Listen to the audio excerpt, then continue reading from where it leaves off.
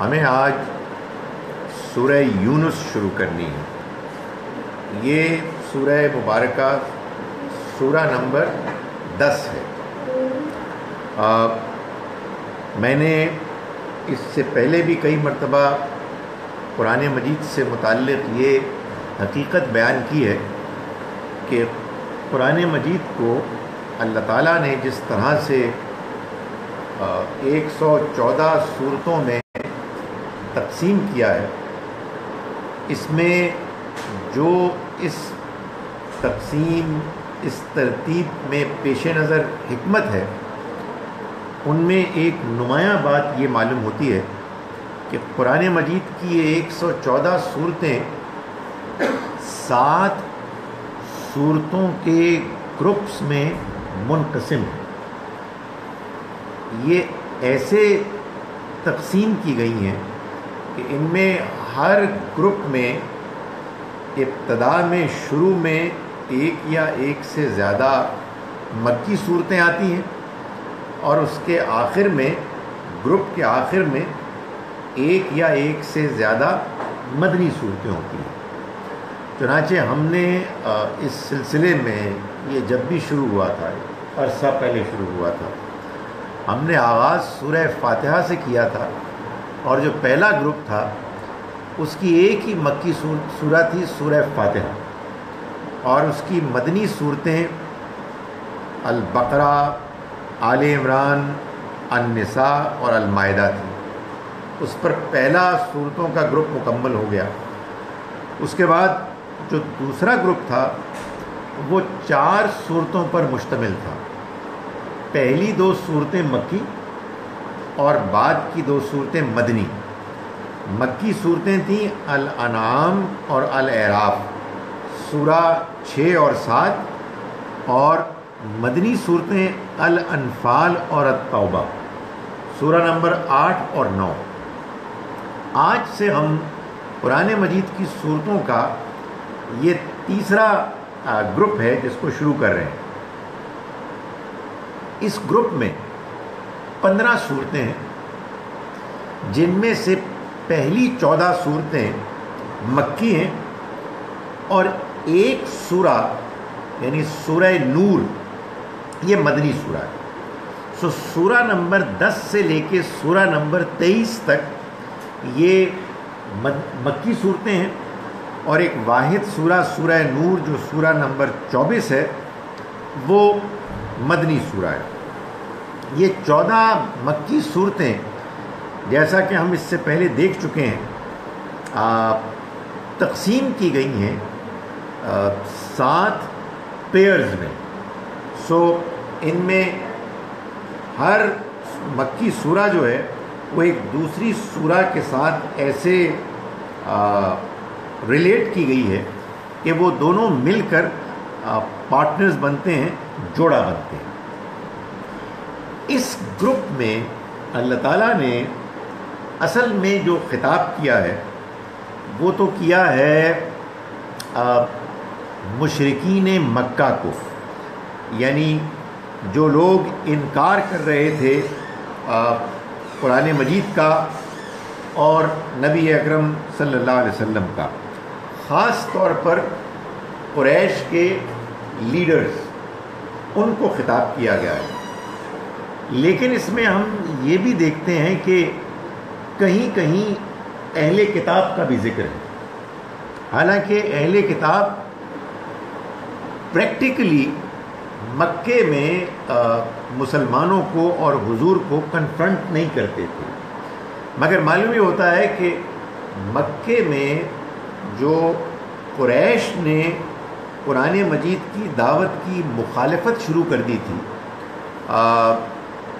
اہل کتاب خاص طور پر یہودیوں نے اس میں مخالفت کرنے والوں کی مدد، مورل سپورٹ کرنی شروع کر دی تھی۔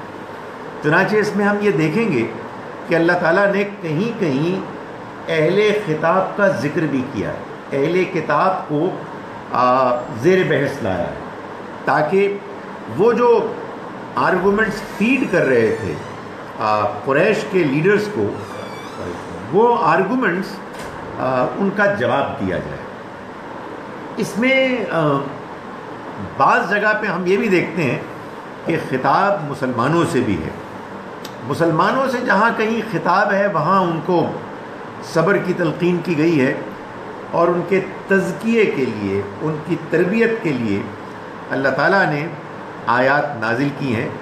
اور ظاہر ہے کہ مسلمانوں کو جب خطاب کیا گیا ہے تو نبی اکرم صلی اللہ علیہ وسلم کو بھی خطاب کیا گیا ہے اسی پہلو سے کہ آپ کو خوشخبری دی گئی ہے کہ یہ مشکلات کا، مخالفتوں کا زمانہ کچھ ہی عرصے بعد ختم ہونے والا ہے. جہاں قریش کے لیڈرز کو خبردار کیا گیا ہے وہاں مسلمانوں کو خوشخبری بھی سنائی گئی ہے کہ ان کی آزمائش اب بہت زیادہ لمبی نہیں ہے، یہ کچھ ہی عرصے کی بات ہے کہ اللہ کی مدد ان کے لیے آ جائے گی. ایک سورہ مبارکہ البتہ اس گروپ میں ایسی ہے کہ جس میں معلوم ہوتا ہے کہ سارے کا سارا خطاب نبی اکرم صلی اللہ علیہ وسلم سے، اور آپ کو اللہ کے ایک بڑے عظیم جلیل القدر رسول کی داستان بیان کر کے آپ کو تسلی بھی دی گئی ہے اور وہ روشنی بھی دی گئی ہے کہ جس میں آپ کو یہ نظر آئے کہ آپ بھی اسی طرح سے جیسے ان پیغمبر کے ساتھ مختلف مراحل سے گزر کے اللہ نے کامیابی کا فیصلہ نافذ کر دیا، یہی فیصلہ آپ کے لیے بھی ہو. معلوم ہے کون سی سورہ ہے؟ پیغمبر تو ظاہر ہے کہ اگر کہا جائے کہ اللہ کے پیغمبر صلی اللہ علیہ وسلم سے مماثل، ملتے جلتے اگر کوئی پیغمبر تھے تو موسیٰ علیہ السلام. اور موسیٰ علیہ السلام کی داستان قرآن مجید میں بڑی تفصیل کے ساتھ دو صورتوں میں بیان ہوئی ہے. ایک اس گروپ میں ہے اور ایک آگے چل کے اگلے گروپ میں ہے. یہاں سورہ طٰہٰ ہے جس میں کہ موسیٰ علیہ السلام کی داستان بیان ہوئی ہے، اور آگے سورہ قصص میں بھی اسی طرح سے آپ کے واقعات کا ایک بڑا حصہ ہے کہ جس کو بیان کیا گیا ہے. اس گروپ کا آغاز سورہ یونس سے ہوتا ہے. یہ سورہ اور سورہ ہود دونوں جوڑا صورتیں ہیں، اور ان کے جوڑے ہونے کے پہلو یہی ہیں کہ یہ دونوں قریش کو اصلاً خطاب کر کے ان کو خبردار کر رہی ہیں اور ان کو اس بات پر آگاہ کر رہی ہیں کہ اگر انہوں نے اپنا رویہ نہیں بدلا تو بالآخر ان کا انجام بھی وہی ہوگا جو پچھلے پیغمبروں کے، رسولوں کے انکار کرنے والوں کا ہوا. لیکن ہم یہ دیکھتے ہیں کہ قرآن مجید نے جا بجا صورتوں کے جوڑا ہونے کا اشارہ ایک اور طریقے سے بھی کیا ہے، اور وہ ہے ان صورتوں کا آغاز. چنانچہ سورہ یونس بھی الف لام را سے شروع ہوتی ہے اور سورہ ہود بھی. آپ کہیں گے کہ ان کے جوڑا ہونے کا ایک اور پہلو بھی ہے کہ دونوں پیغمبروں کے ناموں سے موسوم ہیں، تو میں کہوں گا نہیں، میں یہ بات، اس دلیل کو، اس ایویڈنس کو نہیں قبول کرتا. اس کی وجہ کیا ہے؟ اور صورتیں بھی ہیں اور یہ نام اللہ تعالیٰ نے نہیں رکھے، بلکہ یہ تو بعد میں رکھے گئے. اس لیے نام تو کچھ بھی ہو سکتے ہیں. نام اگر آپ کہنا چاہتے ہیں صورتوں کے کچھ ہو سکتے ہیں تو وہ بالکل آغاز میں، جیسے الف لام را ہے، یہ اس سورہ مبارکہ کا نام اللہ کی طرف سے رکھا گیا ہے. تو اب ہم اس کا آغاز کرتے ہیں. اعوذ باللہ من الشیطان الرجیم، بسم اللہ الرحمن الرحیم. الف لام را، یہ سورہ الف لام را ہے. ہمارے ہاں بہت سے لوگ اس آیت یا آیت کے حصے کا ترجمہ کرتے ہیں الف لام را، اور وہ یہ کہتے ہیں کہ یہ حروف ہیں جن کا مطلب کوئی نہیں جانتا، اور جب ان کا مطلب کوئی نہیں جانتا اور اس کے باوجود ہم اس کو پڑھتے ہیں اور نبی اکرم صلی اللہ علیہ وسلم سے یہ بات معلوم ہے کہ آپ نے اس حقیقت کو بیان کیا کہ جب ہم قرآن پڑھتے ہیں تو قرآن مجید کے ہر حرف پر ہم کو 10 نیکیاں ملتی ہیں. اور آپ نے مثال کے طور پر بیان فرمایا کہ الف لام میم یہ ایک حرف نہیں ہے بلکہ 3 حروف. تو چنانچہ الف کے پڑھنے پر بھی 10 نیکیاں، لام کے پڑھنے پر بھی 10 نیکیاں، اور میم کے پڑھنے پر بھی 10 نیکیاں. یہ بات تو ٹھیک ہے، سمجھ میں آ گئی. لیکن اس سے ہمارے ہاں سب کانٹیننٹ میں بعض لوگوں نے یہ آرگومنٹ بھی پیش کی کہ اس کا مطلب یہ ہے کہ قرآن مجید کو بغیر پڑھ کر بھی ثواب مل سکتا، بغیر سمجھ کر. اس کی وجہ یہ ہے کہ الف لام میم کا مطلب تو کسی کو بھی نہیں معلوم ہے، اور حضور نے خاص طور پر مثال یہ الف لام میم کی دی، اور ان کا کہنا یہ ہے کہ اس لیے دی تاکہ یہ بات معلوم ہو جائے کہ یہ قرآن مجید بغیر سمجھے بھی پڑھا جا سکتا ہے اور اس سے بھی آپ کو ثواب ملتا ہے. میرا یہ خیال ہے کہ یہ آرگومنٹ کوئی آرگومنٹ نہیں ہے. وجہ یہ ہے کہ قرآن مجید تو اس بیان سے بھرا ہوا ہے کہ آپ کو قرآن کو سمجھ کر پڑھنا. یہ قرآن ہدایت کی کتاب ہے، اس پر لوگ غور کیوں نہیں کرتے؟ یہ لوگوں کی تذکیر یاد دہانی کے لیے اللہ کی کتاب آئی ہے.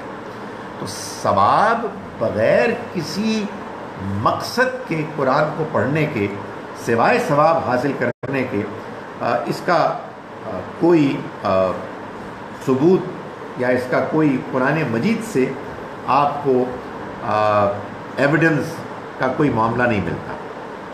اور یہ بات بھی میں آپ کو بتا چکا ہوں ایک سے زیادہ مرتبہ کہ یہ جو حروف مقطعات ہیں ان کے بارے میں یہ کہنا درست نہیں ہے کہ ان کا کوئی مطلب نہیں. ان کے 2 مطلب تو معلوم ہے. ایک تو نام، بھائی نام خود ایک مطلب ہوتا ہے. کسی شخص کا نام کچھ بھی ہے، وہ اس شخص کے لیے ایک آئیڈینٹیفیکیشن کا ذریعہ ہوتا ہے. آپ اس کو دوسروں سے مختلف سمجھتے ہیں. ابھی میں ایسے ہی یوٹیوب میں مرلی دھرن کی بالنگ دیکھتے آ رہا ہوں.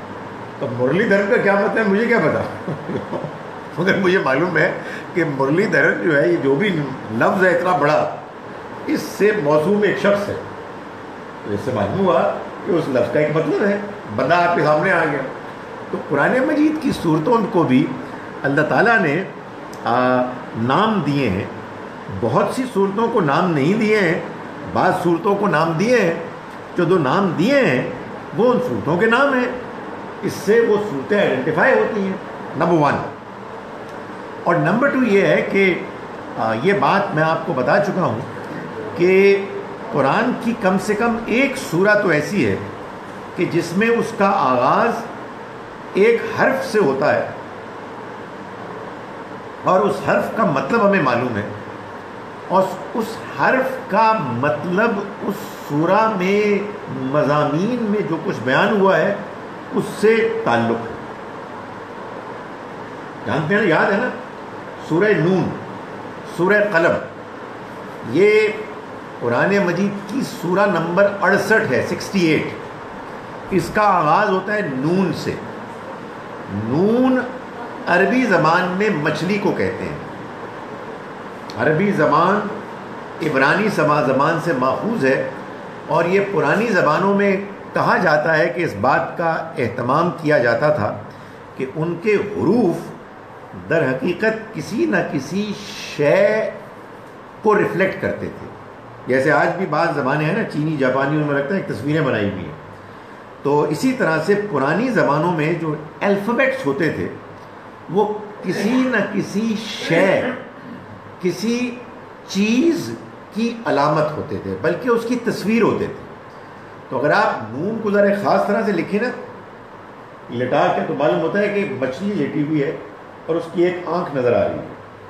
اور عربی زبان میں نون کا مطلب مچھلی ہے بھی، یہ قرآن میں استعمال بھی ہوا ہے اس مقصد کے لیے. تو سورہ نون میں اس کی شاید 28-29 آیات ہیں، اللہ تعالیٰ نے آخر میں نبی اکرم صلی اللہ علیہ وسلم کو خطاب کر کے فرمایا کہ آپ صبر کریں، ولا تکن کصاحب الحوت، اور مچھلی والے کی طرح نہ ہو جائیے۔ حوت بھی مچھلی کے لیے ہے، نون بھی مچھلی کے لیے ہے، شروع میں آیا نون۔ مچھلی والے کون؟ حضرت یونس علیہ السلام، اتفاق سے یہ سورہ بھی سورہ یونس ہے۔ تو اس کا مطلب یہ ہوا کہ ایسا تو نہیں ہے کہ سورہ کا آغاز اگر کسی حروف مقطعات میں سے کسی ایک یا چند سے ہو تو اس کا تعلق اس سورہ سے نہ ہو۔ زیادہ بہتر ہے کہ ہم یہ کہیں کہ ابھی ہمیں پوری بات سمجھ میں نہیں آئی، لیکن اللہ کی طرف سے تو اس بات کا اہتمام ہوا ہے کہ سورتوں کے آغاز میں جن حروف کو رکھا گیا ہے ان حروف کے اصل معنی اور سورہ مبارکہ کے مطالب، اس کے مضامین میں ایک تعلق ہوتا ہے۔ فرمایا ہے کہ الف لام را، یہ سورہ الف لام را ہے۔ تلک آیات الکتاب الحکیم، یہ حکمت والی کتاب کی آیات ہے۔ یہ جو تلکا ہے یہ اصل میں اشارہ ہے پیچھے کی طرف، پیچھے سے مراد یہ الف لام را، یعنی جو بات بیان کی جا رہی ہے وہ یہ ہے کہ یہ سورہ الف لام را ہے۔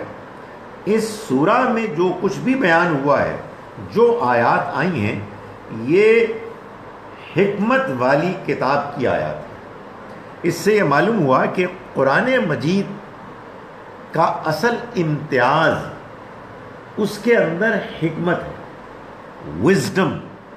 ظاہر حکمت اور وزڈم یہ مفہوم، فہم، معنی، اس کے اندر جو مطالب ہیں، جو بات بیان ہوئی ہے اس سے متعلق ہوتے ہیں۔ تو اللہ تعالیٰ نے بالکل آغاز میں یہ فرما دیا کہ یہ جو کتاب ہے قرآن مجید، یہ وہ کتاب ہے کہ جس کی آیات اور جس میں جو کچھ بیان ہوا ہے وہ حکمت پر مبنی ہے، وزڈم پر مبنی ہے، فہم اور انڈرسٹینڈنگ پر مبنی ہے۔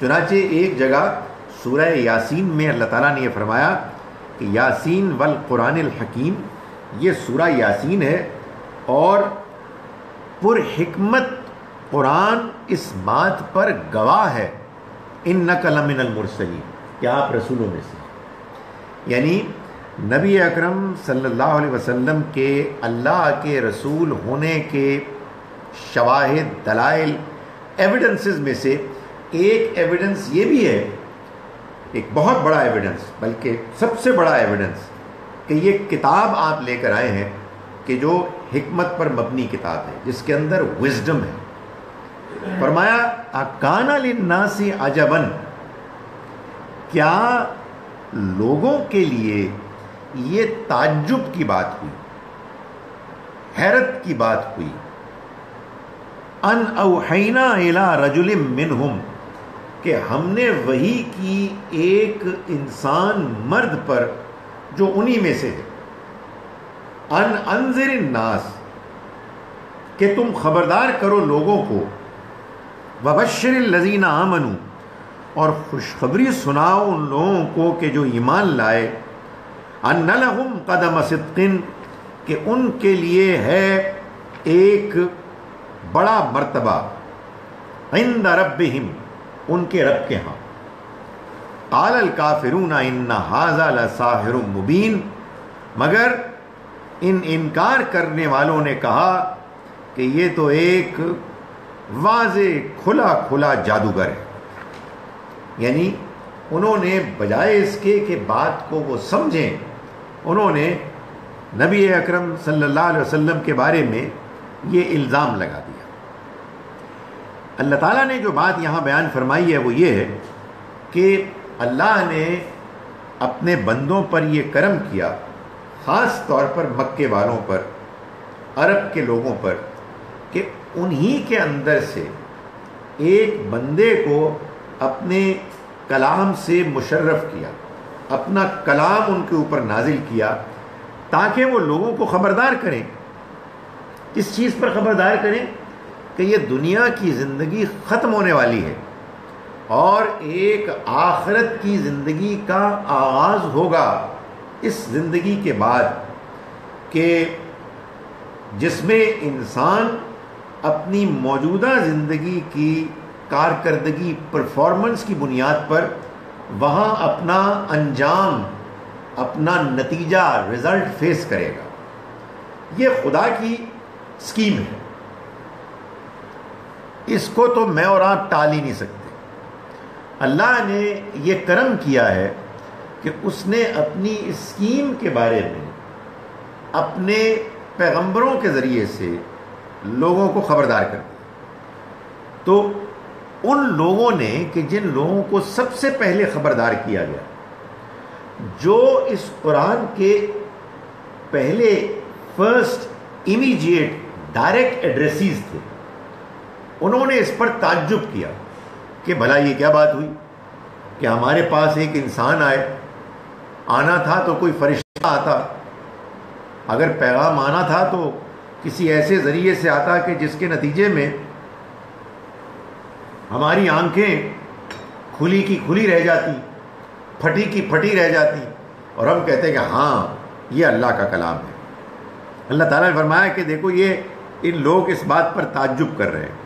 حالانکہ قرآن مجید سے معلوم ہوتا ہے کہ اللہ تعالیٰ نے اس بات کو بار بار بیان فرمایا کہ یہ اللہ کا خاص کرم ہوا ان لوگوں پر کہ اس نے انہی کے اندر سے ایک ایسے شخص کا انتخاب کیا کہ جو ان میں سے سب سے زیادہ دیانتدار، قابل اعتبار، صادق، امین، لوگوں کی نگاہ میں اعلیٰ ترین اخلاق کا حامل ہے. ان پر وحی نازل کی تاکہ لوگوں کے لیے اس وحی کی سچائی کے بارے میں کوئی شبہ نہ رہے. اور اللہ نے یہ عنایت کی کہ ان کو چن لیا تاکہ اگر لوگوں کو یہ سمجھنا ہو کہ اللہ کو کیسے راضی کیا جائے، اللہ کے پیغام پر کیسے عمل کیا جائے، تو ان کے لیے ان کے سامنے اللہ کا نمائندہ چنا ہوا بندہ بنفس نفیس موجود ہو. تو یہ تو تھا اللہ کا غیر معمولی احسان ان کے اوپر. بجائے اس کے کہ وہ اس احسان کی قدر کرتے، انہوں نے اس پر تعجب کرنا شروع کر دیا. فرمایا کہ اکان للناس عجبا، کیا ان لوگوں کے لیے یہ چیز تعجب کا ذریعہ بنی، ان اوحینا الی رجل منہم، کہ ہم نے وحی کی ایک مرد پر، انسان پر، انہی میں سے، ان انذر الناس، کہ وہ لوگوں کو خبردار کرے، جیسا کہ میں نے گزارش کی، موت کے بعد کی زندگی سے خبردار کرے. یہ تمام انسانوں کی ضرورت ہے. ہم اپنے سامنے لوگوں کو مرتے ہوئے دیکھتے ہیں، ظاہر ہے کہ ذہن میں یہ سوال پیدا ہوتا ہے کہ آخر یہ کہاں جاتے ہیں، اس کے بعد کیا ہونے والا ہے. تو اللہ نے اس بارے میں لوگوں کو آگاہ کرنے کے لیے اپنے بندوں کو بھیجا. وَبَشِّرِ الَّذِينَ آمَنُوا، اور یہ کہ تم خوشخبری سنا دو ان لوگوں کو کہ جو ایمان لائے، أَنَّ لَهُمْ قَدَمَ صِدْقٍ، کہ ان کے لیے بڑا مرتبہ، بڑا مقام ہے، عند ربہم، ان کے پروردگار کے پاس. مگر بجائے اس کے کہ یہ لوگ اس کی قدر کرتے، قال الکافرون، کہا انکار کرنے والوں نے، ان ھذا لساحر مبین، یہ تو ایک جادوگر ہے کھلا کھلا. قرآن مجید کی ان مکی صورتوں سے یہ معلوم ہوتا ہے کہ یہ باتیں اصل میں کرتے تھے قریش کے بڑے لیڈرز، وہ لوگ کہ جن کو کہ ایک مقام حاصل تھا چودراہٹ کا، ڈیسیشن میکنگ اتھارٹی کا. لوگ ان سے ڈرتے تھے، لوگوں کو اس بات کا اندازہ تھا کہ ان کے پاس مال بھی ہے، طاقت بھی ہے، تو وہ ان کے سامنے کوئی بات کر نہیں سکتے تھے ان سے اختلاف کرتے ہوئے. تو یہ لوگ کیا کرتے تھے، یہ نبی اکرم صلی اللہ علیہ وسلم کی دعوت کا انکار بھی کرتے اور عام لوگوں کے لیے کہ جو اس دعوت سے متاثر ہو رہے تھے، امپریس ہو رہے تھے، وہ یہ بات بیان کرتے، وہ ایسی باتیں بیان کرتے، وہ ایسے فقرے چست کرتے جس سے کہ یہ لوگ اس کے نزدیک نہ جائیں۔ ہوتا ہے نا کہ آپ چاہتے ہیں کہ آپ کے آس پاس کے لوگ جو آپ کی بات مان رہے ہیں وہ آپ کے مخالف کی بات نہ ماننا شروع کر دیں، تو پھر کیا ہوتا ہے؟ پھر یہ ہوتا ہے کہ ایک تو دھونس جمائی جاتی ہے کہ ان کی بات نہ سنو، اور دوسرا یہ کہ اگر کوئی بات آ جائے دوسری جانب سے تو پھر اس کو رد کرنے کے لیے، اس کو کمزور کرنے کے لیے گھٹیا اوچھے طریقے اختیار کیے جاتے ہیں۔ تو یہ ان مکے کے سرداروں نے بھی یہی طریقہ اختیار کیا کہ یہ کچھ بھی نہیں ہے بھائی، ہم تم متاثر ہو رہے ہو، سوائے اس کے کہ یہ ایک جادوگر ہے کھلا کھلا۔ وہ نبی اکرم صلی اللہ علیہ وسلم کو جادوگر کیوں کہتے تھے؟ اس لیے کہتے تھے کہ آپ کی بات لوگوں کو متاثر کر رہی تھی۔ قرآن مجید میں جو آیات اترتی تھیں تو ان کو سن کر لوگ دنگ رہ جاتے تھے۔ ان کو معلوم تھا کہ یہ جو قرآن پیش کرنے والے ہمارے ساتھی ہیں کردار اخلاق میں تو اعلیٰ ترین ہیں، لیکن ہمیں پتہ ہے کہ یہ تو لکھنا پڑھنا بھی نہیں جانتے۔ انہوں نے 40 سال کے بعد جب نبوت کا دعویٰ کیا تو ان کے اوپر یہ کلام نازل ہونا شروع ہوا، اس سے پہلے انہیں کوئی دلچسپی نہیں تھی، تو لوگ ظاہر سے امپریس ہوتے تھے، متاثر ہوتے تھے۔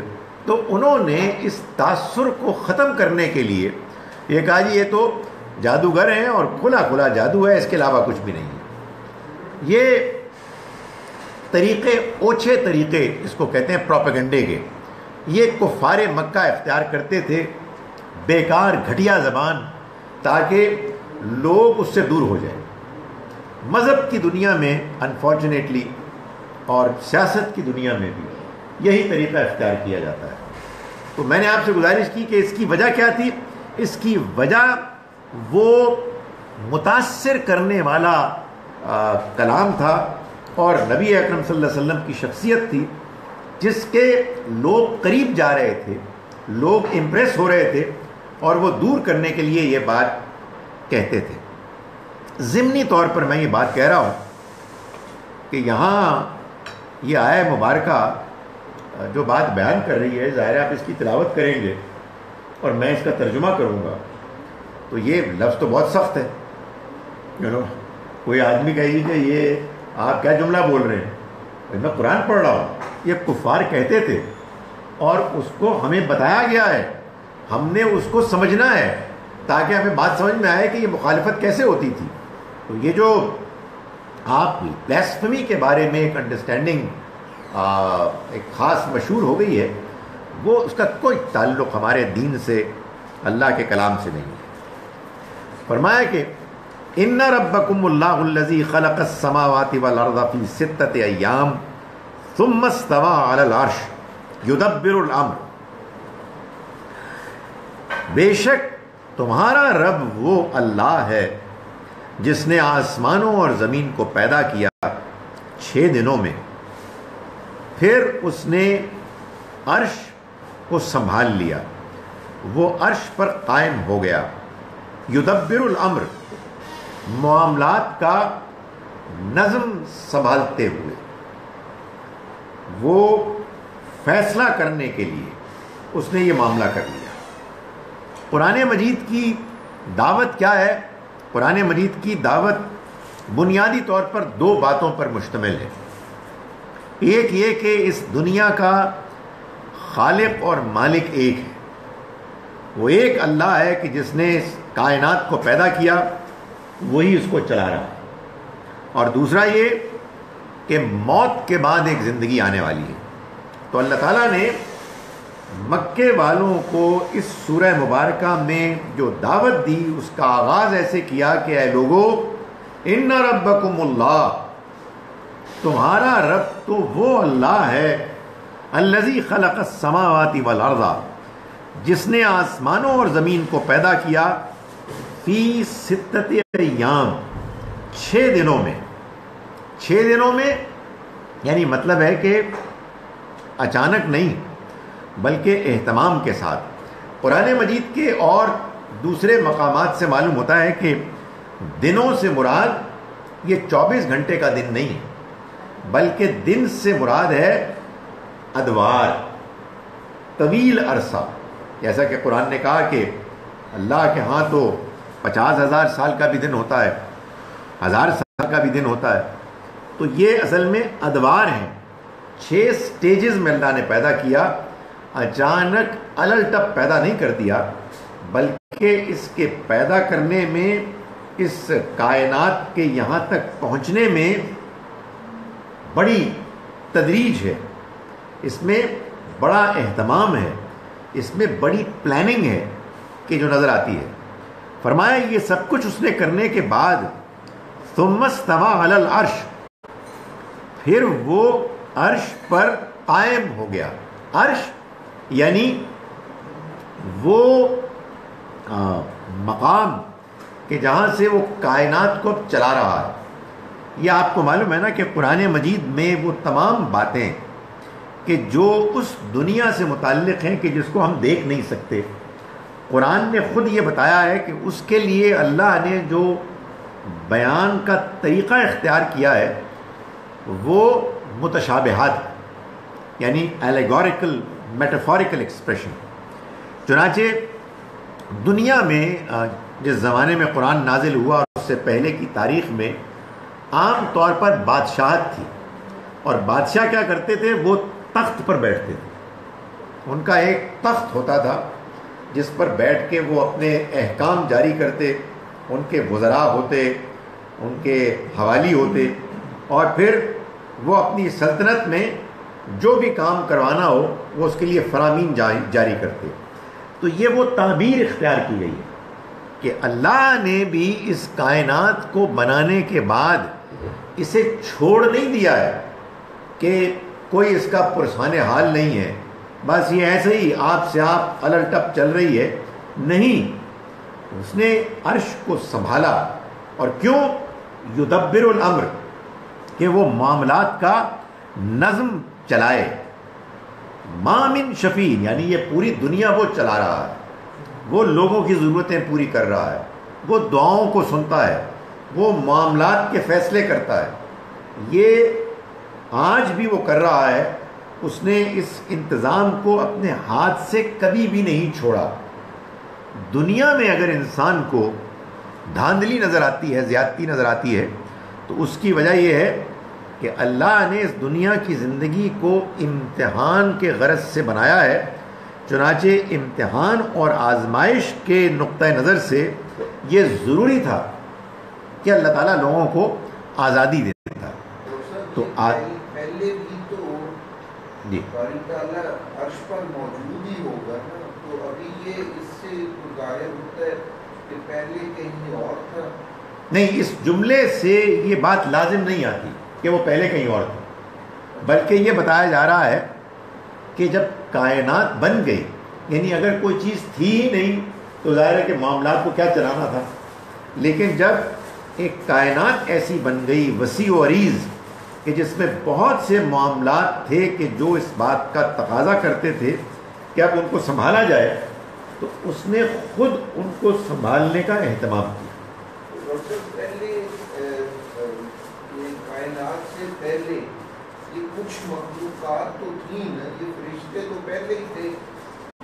باری تعالیٰ نے فرمایا کہ میں انی جاعلٌ فی الارض خلیفہ، اور بظاہر جس سے یہ لگتا ہے کہ اس سے پہلے زمین جو ہے وہ وجود میں آ چکی تھی.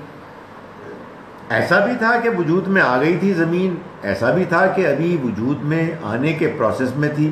ایک جگہ اللہ تعالیٰ نے یہی فرمایا ہے کہ اس نے آسمانوں اور زمین کو پیدا کیا اور اس کا عرش پانی پر تھا. اور یہ بھی لکھا بالکل صحیح. یعنی اس سے معلوم ہوتا ہے کہ یہ جو پروسیس ہوا ہے ایولیوشن کا، مختلف سٹیجز سے یہ کائنات گزر کے اپنی موجودہ شکل کو اس نے اختیار کیا ہے، تو اس میں مختلف اس کی شکلیں بنی ہیں. مختلف اس نے ادوار دیکھے. لیکن coming back to your question, بالکل ابتدا سے لے کر اب تک یہ کائنات جتنی بھی مختلف شکلیں اختیار کر چکی ہے، اس کا انتظام اللہ کے ہاتھ. یعنی یہاں جو بات بیان کی گئی ہے کہ اس نے اس کا نظم سنبھال لیا، اس کا یہ مطلب نہیں کہ اس سے پہلے اس نے نہیں سنبھالا. یعنی اس تمام بڑی کائنات کے وسیع ہو جانے کے بعد بھی وہی ہے کہ جو اس کو سنبھالے. عرش کا لفظ جو ہے اس کے لفظی معنی کیا؟ یعنی وہی تخت کہ جس پر بیٹھ کر بادشاہ حکومت کرتے. تو اسی کو میں نے گزارش کی نا کہ اسی کو تعبیر کے طور پر اختیار کر لیا. اس کے ہاتھ میں ایڈمنسٹریشن ہے، جس کو قرآن ایک اور جگہ یوں بیان کرتا ہے نا کہ الا لہ الخلق والامر، جان لو کہ تخلیق، پیدائش بھی اسی کی ہے، یعنی اس نے پیدا کیا ہے، اور امر، فیصلہ، حکم، معاملات کو چلانا وہ بھی اس کے ہاتھ میں. یہ اس لیے بھی کہا گیا کہ انسانوں میں سے ایسے لوگ بھی گزرے ہیں اور شاید ابھی بھی ہوں کہ جو یہ سمجھتے ہیں کہ اس دنیا کا، کائنات کا بنانے والا تو ایک ہے لیکن چلا نہیں رہا، اس نے دنیا کو چھوڑ دیا اور یہ اب ایک رام کی لیلا ہے. تو قرآن مجید نے اس بات پر اصرار کیا اور بار بار اس کو واضح کیا کہ وہی ہے کہ جس نے بنایا اور وہی ہے کہ جو چلا رہا ہے.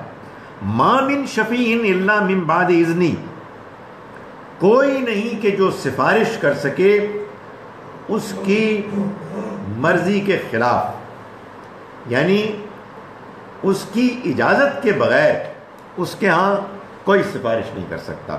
ظاہر ہے کہ اس میں خطاب چونکہ سب سے پہلے مشرکین عرب ہیں تو ان کے ان غلط نظریات کو رد کر دیا گیا کہ جس میں وہ یہ سمجھتے تھے کہ وہ جو اپنے دیوی دیوتاؤں کو پوجتے ہیں، جو در حقیقت اس دنیا میں ایک طرح کے نمائندے اوتار تھے، اور ان دیوی دیوتاؤں کے تصور کے مطابق کہ جو انہوں نے قائم کیا ہوا تھا، ان کے ہاں یہ تصور بھی تھا کہ یہ فرشتے جو ہیں وہ اللہ کی بیٹیاں ہیں، اور وہ ان کو بھی پوجتے تھے، جنات کو بھی پوجتے تھے. اور ان کا کہنا یہ تھا کہ دنیا میں بھی ہم کو مختلف جو دنیا میں کی نعمتیں ہیں وہ ملتی ہیں تو انہی کے ذریعے سے، انہی کی سفارش سے ملتی ہیں. ٹھیک ہے اللہ نے سب کچھ بنایا ہے، لیکن اس نے اپنے دنیا کے چلانے کے انتظام کو حوالے کر دیا. مختلف پورٹ فولیوز ہیں، مختلف وزارتیں ہیں جو اس نے مختلف چھوٹے خداؤں کو دے دی. تو وہ فرشتوں کو اور مخلوقات کو یہ حیثیت دیتے تھے اور وہ ان کو پوجتے تھے. اس پوجنے میں ان کے پیش نظر یہ بھی ہوتا تھا کہ اگر کہیں کوئی آخرت ہونے والی ہے، اس لیے کہ آخرت کا تصور تو تھا. مکے میں، سرزمین عرب میں ابراہیم علیہ السلام آئے، ان کے بیٹے اسماعیل علیہ السلام تو یہیں رہے، وہ بھی اللہ کے پیغمبر تھے. تو آخرت کا تصور تو ان کے ہاں موجود تھا، لیکن وہ ایسا ہی بگڑا ہوا تھا جیسے ہمارے یہاں بگڑا ہوا ہے کہ وہ کہتے تھے کہ اگر ہوگی تو ہمارے سفارشی ہیں. تو اللہ تعالیٰ نے یہ فرمایا کہ نہ اس دنیا کو چلانے میں اور نہ آخرت کے فیصلوں میں کوئی سفارش کر سکے گا الا من بعد اذنی، سوائے اس کی اجازت کے. اس کی اجازت کے بغیر کوئی سفارش نہیں کر سکتا. یہ واضح کر دیا. فرمایا کہ ذالکم اللہ ربکم فاعبدوہ، چنانچہ یہ ہے اللہ تمہارا رب پروردگار، فاعبدوہ، چنانچہ لہذا تم اس کی عبادت کرو، اس کی بندگی کرو. مطلب یہ ہے کہ اس کے علاوہ کسی کی نہیں کرو، اسی کو پکارو، اسی سے مانگو، اسی کے آگے جھکو، اسی کے آگے اپنی بے چینی کا، بے قراری کا، کم مائگی کا اظہار کرو اور اس کی عبادت کرو، اس لیے کہ عبادت میں ایک بڑا امپورٹنٹ فیکٹر دعا ہے۔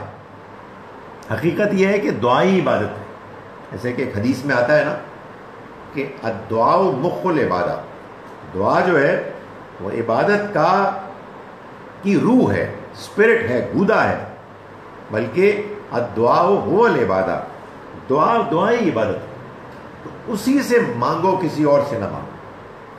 یہ جو ہمارا تصور ہے توحید کا، اسی پر حملہ آور ہوتا ہے شیطان، اور وہ ہمیں اوروں سے کی طرف لے جاتا ہے، اور اللہ کے علاوہ جو لوگوں نے تصورات قائم کیے ہوئے ہیں کہ اللہ کے قریب ہیں، ان کی طرف جاتے ہیں۔ ظاہر ہے کہ عیسائیوں نے مسیح علیہ السلام کے ذریعے سے مانگنا شروع کر دیا، اور بھی جو مختلف مذاہب کے لوگ ہیں، اور ہمارے یہاں بھی بدقسمتی سے یہی ہوا، کبھی نبی اکرم صلی اللہ علیہ وسلم کا حوالہ دیا جاتا ہے، کبھی صحابہ کرام میں سے بھی، خاص طور پر حضرت علی تو اس معاملے میں بہت نمایاں ہیں، ان کا نام لیا جاتا ہے۔ یہ اللہ تعالیٰ نے واضح کر دیا کہ کوئی اس کے ہاں سفارش اس کی مرضی کے بغیر نہیں ہو سکتی، یہ اللہ ہے تمہارا رب، چنانچہ اسی کی تم عبادت کرو۔ افلا تذکرون، تو کیا پھر تم نصیحت حاصل نہیں کرتے؟ تو کیا تم سوچتے نہیں ہو؟ یعنی کیسے تم نے یہ نظریات قائم کر لیے ہیں، کیسے تم اللہ کو چھوڑ کر اوروں کی عبادت کر رہے ہو؟ یہ کیسے ممکن ہے کہ تم اللہ کے علاوہ کسی اور کو پکارو؟ الیہ مرجعکم جمیعا، اسی کی طرف تم سب کو لوٹنا ہے۔ وعد اللہ حقا، یہ اللہ کا سچا وعدہ ہے۔ انہ یبدأ الخلق ثم یعیدہ، وہی ہے کہ جس نے پہلی مرتبہ پیدا کیا، ثم یعیدہ، پھر وہی دوبارہ پیدا کرے گا، یعنی پہلی مرتبہ بھی اس نے پیدا کیا ہے، دوبارہ بھی وہی پیدا کرے گا۔ یہ ایک اطلاع بھی ہے، یہ ایک واقعے کا بیان بھی ہے، اور یہ ایک دلیل بھی ہے۔ دلیل اس طرح سے کہ جس نے پہلی مرتبہ پیدا کیا ہے، اس کے لیے دوبارہ پیدا کرنے میں مسئلہ کیا ہوگا؟ یہ مشرکین مکہ اور دوسرے انکار کرنے والے یہ باقاعدہ زور و شور کے ساتھ بیان کرتے تھے، مذاق اڑاتے ہوئے۔ قرآن مجید میں آیا ہے کہ وہ کہتے تھے کہ اتعیدکم، کیا یہ تم سے وعدہ کرتا ہے کہ انکم اذا مزقتم کل ممزق، کہ جب تم ریزہ ریزہ ہو جاؤ گے تم دوبارہ اٹھائے جاؤ گے۔ ایک اور جگہ اسی طرح کی بات کر کے بیان کیا کہ وہ کہتے تھے کہ ہے ہاتھا لما توعدون، بڑی دور کی بات ہے، بڑی دور کی بات ہے کہ جس کا تم سے وعدہ کیا جا رہا ہے۔ یہ کیسے ہو سکتا ہے کہ جب تم مر جاؤ گے، گل سڑ کر ہڈیاں ہو جاؤ گے، ریزہ ریزہ ہو جائیں گی تمہاری ہڈیاں، اس کے بعد تم دوبارہ اٹھائے جاؤ گے؟ اللہ تعالیٰ نے فرمایا کہ وہی ہے کہ جس نے پہلی مرتبہ پیدا کیا، وہی ہے کہ جو دوبارہ پیدا کرے گا۔ کیوں؟ لیجزی الذین آمنوا وعملوا الصالحات، تاکہ وہ بدلہ دے، اجر دے ان کو کہ جو ایمان لائے اور جنہوں نے نیک اعمال کیے، بالقسط، انصاف کے ساتھ، یعنی ان کو ان کے اعمال کا، ان کو ان کے صحیح رویے کا بدلہ ملے، اور بالکل انصاف کے مطابق ملے، کوئی زیادتی نہ ہو، جو انہوں نے کیا ہے اس کے مطابق ان کے ساتھ معاملہ کیا جائے۔ والذین کفروا، رہے وہ لوگ کہ جنہوں نے جان بوجھ کر انکار کیا، لہم شراب من حمیم وعذاب علیم بما کانوا یکفرون، ان کے لیے ہوگا کھولتا ہوا پانی، وعذاب علیم، اور دردناک عذاب، بما کانوا یکفرون، اس وجہ سے کہ جو وہ انکار کیا کرتے تھے، یعنی ان کے سامنے اللہ کا پیغام آیا اور اس پیغام کو انہوں نے ٹھکرایا، جھٹلایا، اس کا جان بوجھ کر انکار کیا، تو ان کے لیے اب جب اللہ کے ہاں حساب کتاب ہوگا تو ان کی پکڑ ہوگی ان کے اس رویے کی وجہ سے۔ قرآن مجید اس بات کو بار بار بیان کرتا ہے اور اس بات کو بھی واضح کرتا ہے کہ یہ انکار وہی لوگ کرتے ہیں کہ جن کے اندر، جن کے دل میں خیر باقی نہیں رہتی۔ یعنی اس دنیا میں چھوٹے چھوٹے حق بھی تو ہے نا، یعنی قدم قدم پر انسان کی زندگی میں ایسے واقعات، ایسی آزمائشیں آتی ہیں کہ جن میں انسان کو فیصلہ کرنا ہوتا ہے کہ میں سچ بولوں یا جھوٹ بولوں، میں حق کا ساتھ دوں یا میں باطل کا ساتھ دوں۔ قرآن سے معلوم ہوتا ہے کہ وہ لوگ کہ جو حق سے گریز کا رویہ اختیار کرتے ہیں تو وہ پھر جب بڑا حق ان کے پاس آتا ہے وہ اس کا بھی انکار کر بیٹھتے ہیں۔ چنانچہ یہاں یہ بتایا جا رہا ہے کہ وہ لوگ کہ جنہوں نے انکار کیا ان کے لیے سزا ہوگی، اور وہ سزا ایک کھولتے پانی کی صورت میں ہوگی اور ایک دردناک عذاب ہوگا، اس وجہ سے کہ جو وہ انکار کیا کرتے تھے۔ هو الذی جعل الشمس ضیاء والقمر نورا وقدره منازل لتعلموا عدد السنین والحساب، وہی ہے کہ جس نے بنایا سورج کو ضیاء، یعنی گرمائش کے ساتھ روشن، تابانی والا، یعنی سورج کے لیے ضیاء کا لفظ استعمال کیا گیا، والقمر نورن، اور چاند کو اس نے بنایا روشنی، یعنی وہ روشنی کے جو ٹھنڈی ہوتی ہے اس کے لیے لفظ نور ہے، اور وہ روشنی کہ جس میں گرمائش ہوتی ہے یہ ضیاء ہے۔ تو اس نے بنایا سورج کو تابانی والا اور چاند کو بنایا اس نے روشنی والا، وقدرہ منازلہ، اور اس نے اس کے لیے منزلیں مقرر کر دی، یہ چاند کی منزلیں جو ہوتی ہیں، لِتَعْلَمُوا عَدَدَ السِّنِينَ وَالْحِسَابِ، تاکہ تم سالوں کی گنتی شمار کرو، والحساب، اور ان کا حساب معلوم کرو۔ یعنی دنیا میں ظاہر ہے انسان کو اپنے معاملات کے لیے پلاننگ کرنی ہوتی ہے، انسان کے سامنے ظاہر ہے کہ مستقبل کی کچھ فیصلے ہوتے ہیں کہ جن کو اوقات کے لحاظ سے طے کرنا ہوتا ہے۔ اللہ نے اس دنیا میں جہاں اور بہت سی مہربانیاں کی، وہاں یہ بھی کیا کہ اس سورج کو بھی اور اس چاند کو بھی ہماری خدمت میں لگا دیا، اور یہ اس طرح سے منازل طے کرتے ہیں، چاند گھٹتا ہے، بڑھتا ہے، اور انسان اس سے اپنے سالوں کے، مہینوں کے حساب کرتا ہے، حساب طے کرتا ہے، اور یہ اللہ تعالیٰ نے بندوبست کیا ہے ہماری اس دنیا کے نظام کو ممکن بنانے کے لیے۔ ما خلق اللہ ذالک الا بالحق، نہیں پیدا کیا اللہ نے ان سب کو مگر حق کے لیے۔ حق یعنی مقصد۔ قرآن مجید اس بات کو بار بار بیان کرتا ہے کہ اس دنیا کی زندگی میں جو لوگ اللہ کے بنائے ہوئے نظام پر غور کرتے ہیں وہ اس حقیقت کو نظر انداز نہیں کر سکتے کہ یہ دنیا کی زندگی اور اس میں جو کچھ بھی ہے وہ بیکار الل ٹپ کباڑ خانہ نہیں ہے، کہ معلوم ہوا کہ کچھ چیزیں ہیں جن کو کہ ایسے پھینک دیا گیا ہے اور اس میں کوئی حکمت نہیں ہے، اس میں کوئی نظم نہیں ہے، نہیں، بلکہ اس کائنات کو اس نے جس طرح سے بنایا ہے وہ دعوت دیتا ہے انسانوں کو کہ وہ اس پر غور کریں اور اس حقیقت کو جانیں کہ اس کے پیچھے قدرت ہے، اس کے پیچھے حکمت ہے، اس کے پیچھے انسانوں کی ضرورت کو پورے کرنے کا اہتمام ہے، ربوبیت ہے، اس کے پیچھے رحمت ہے۔ یہ کیسے ممکن ہے کہ انسان ان حقیقتوں کا انکار کر دے؟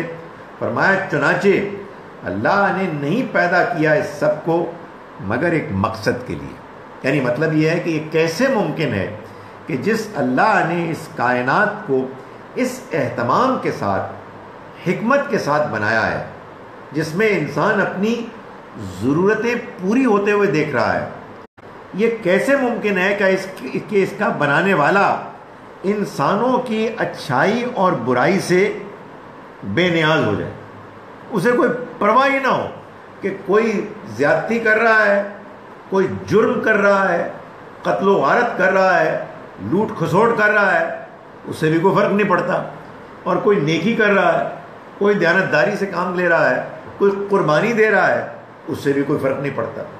یہ کیسے ممکن ہے؟ یہ نہیں ہو سکتا۔ اس کائنات پر جو شخص بھی سنجیدگی سے غور کرتا ہے اور اپنی خواہشات سے اوپر اٹھ کے غور کرتا ہے، وہ لازماً اس نتیجے تک پہنچ جاتا ہے کہ جس نے بھی اس کائنات کو بنایا ہے اس نے ایک مقصد کے لیے بنایا ہے۔ یہ نہیں ہو سکتا کہ یہ دنیا کی زندگی ایسے ہی چلتی رہے کہ لوگ آئیں لوگ جائیں، دنیا میں دھاندلی ہو، زیادتی ہو، ظلم ہو، بعض لوگ پسیں، بعض لوگ بغیر وجہ کے عیش آرام کریں، نہ ان کا کوئی کمال نہ ان کا کوئی قصور، اور بنانے والا دیکھ رہا ہے اور کچھ نہیں کرے گا۔ یہ کیسے آپ نے اندازہ کر لیا؟ یہ کیسے نتیجہ آپ نے نکال لیا؟ یہ ہو ہی نہیں سکتا۔ تو چنانچہ اللہ تعالیٰ فرماتے ہیں کہ اس اللہ نے نہیں بنایا یہ سب مگر ایک مقصد کے لیے۔ سمجھ میں آتی ہے یہ بات؟ قرآن یہی دعوت دے رہا ہے کہ اس کائنات پر غور کرو، اپنی زندگی پر غور کرو، اپنے جسم پر غور کرو، اپنے تعلقات پر غور کرو، اور دیکھو کہ بنانے والا کیا تمہیں کھلندڑا نظر آتا ہے، کیا حکمت سے خالی نظر آتا ہے، یا حکمت والا نظر آتا ہے؟ جب وہ حکمت والا ہے، جب وہ دانائی والا ہے، سمجھ بوجھ والا ہے، تو یہ کیسے ہو سکتا ہے کہ اس دنیا کی زیادتی، ظلم، دھاندلی کو وہ ایسے ہی چھوڑ دے اور موت کے بعد لوگوں کو دوبارہ زندہ نہ کرے؟ یہ نہیں ہو سکتا۔ یہ دعوت دیتا ہے قرآن۔ اسی لیے قرآن کہتا ہے کہ آپ غور کرو۔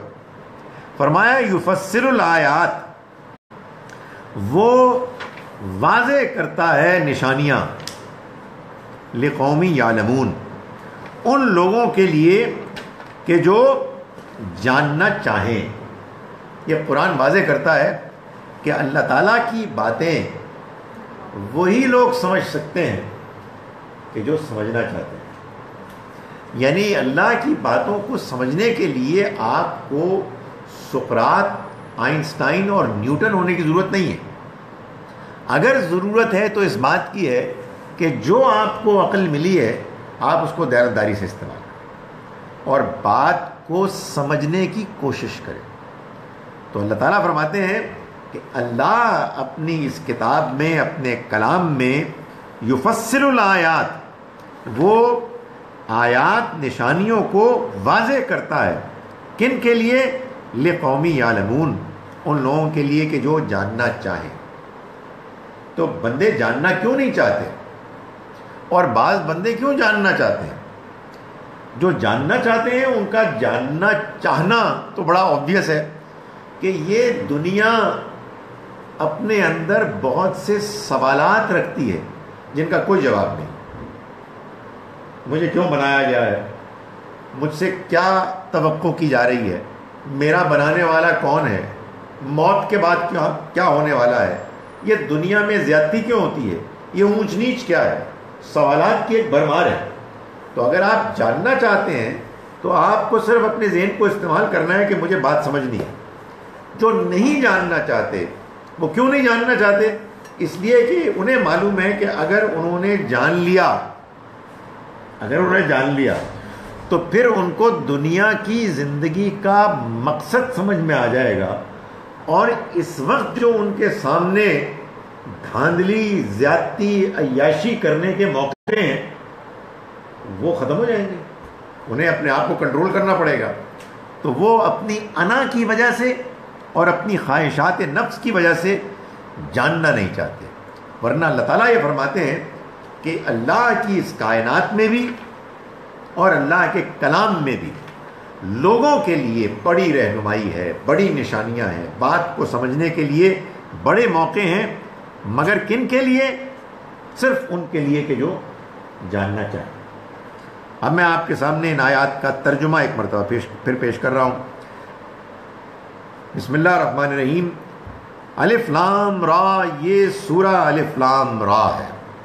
تلک آیات الکتاب الحکیم، یہ ایک حکمت والی کتاب کی آیات ہے۔ اکان للناس عجبا، کیا ان لوگوں کے لیے یہ تعجب کی بات ہوئی؟ تعجب یعنی حیرت۔ ان اوحینا، کہ ہم نے وحی کی، الی رجل منہم، ایک ایسے انسان مرد پر کہ جو انہی میں سے ہے، ان انذر الناس، کہ پیغمبر آپ خبردار کریں ان لوگوں کو، وبشر الذین آمنوا، اور آپ خوشخبری سنائیں ان کو کہ جو ایمان لائے، ان لہم قدم صدق، کہ ان کے لیے بڑا مقام ہے، بڑا مرتبہ ہے، عند ربہم، ان کے رب کے ہاں۔ قال الکافرون، تو کہا انکار کرنے والوں نے، ان ھذا لساحر مبین، یہ تو ایک کھلا جادوگر ہے، یعنی بجائے اس کے کہ وہ اس حقیقت کو سمجھتے، انہوں نے یہ الزام لگا دیا۔ ان ربکم اللہ الذی خلق السماوات والارض، تمہارا رب تو وہ ہے لوگو، تمہارا رب تو اللہ ہے لوگو، وہ کہ جس نے آسمانوں اور زمین کو پیدا کیا، فی ستۃ ایام، 6 دنوں میں، ثم استوی علی العرش، پھر وہ عرش پر، یعنی انتظام اہتمام کے مقام پر پہنچ گیا، یدبر الامر، نظام کو سنبھالنے کے لیے، یعنی وہ نظام کو سنبھال رہا ہے۔ ما من شفیع الا من بعد اذنی، کوئی سفارش کرنے والا نہیں ہو سکتا مگر اس کی اجازت کے ساتھ، یعنی اس کی اجازت کے بغیر کوئی سفارش نہیں کر سکتا۔ ذالکم اللہ، یہ ہے اللہ ربکم، تمہارا رب، فاعبدوہ، چنانچہ اس کی بندگی کرو۔ افلا تذکرون، تو کیا تم نصیحت حاصل نہیں کرتے، سوچتے نہیں ہو؟ الیہ مرجعکم جمیعا، اسی کی طرف تم کو لوٹنا ہے سب کے سب کو۔ وعد اللہ حقا، یہ اللہ کا سچا وعدہ ہے۔ انہ یبدأ الخلق، یقیناً وہ تخلیق کا آغاز کرنے والا ہے، وہی ہے کہ جس نے تخلیق کی ابتدا کی۔ ثم یعید، پھر وہی دوبارہ پیدا کرے گا۔ لیجزی الذین آمنوا وعملوا الصالحات، تاکہ وہ بدلہ دے ان کو کہ جو ایمان لائے اور جنہوں نے نیک اعمال کیے، بالقسط، انصاف کے ساتھ۔ والذین کفروا، اور وہ لوگ کہ جنہوں نے انکار کیا، لہم شراب من حمیم، ان کے لیے کھولتا ہوا پانی ہوگا، وعذاب علیم بما کانوا یکفرون، اور ایک دردناک عذاب ہوگا اس وجہ سے کہ جو وہ انکار کیا کرتے تھے۔ والذی جعل الشمس ضیاء، وہی تو ہے کہ جس نے بنایا سورج کو تابانی والا، والقمر نورا، اور چاند کو بنایا روشنی والا، یعنی ٹھنڈی روشنی والا۔ وقدرہ منازلہ، اور اس نے اس کے لیے منزلیں مقرر کی، لتعلموا عدد السنین والحساب، تاکہ تم سالوں کی تعداد اور حساب کتاب رکھ سکو، ان کا شمار کر سکو۔ ما خلق اللہ ذالک الا بالحق، نہیں پیدا کیا اللہ نے اس کو مگر ایک مقصد کے لیے۔ یفصل الآیات، وہ نشانیوں کی وضاحت کرتا ہے، لقوم یعلمون، ان لوگوں کے لیے کہ جو جاننا چاہیں۔ اقول قولی ھذا واستغفر اللہ لی ولکم۔ جی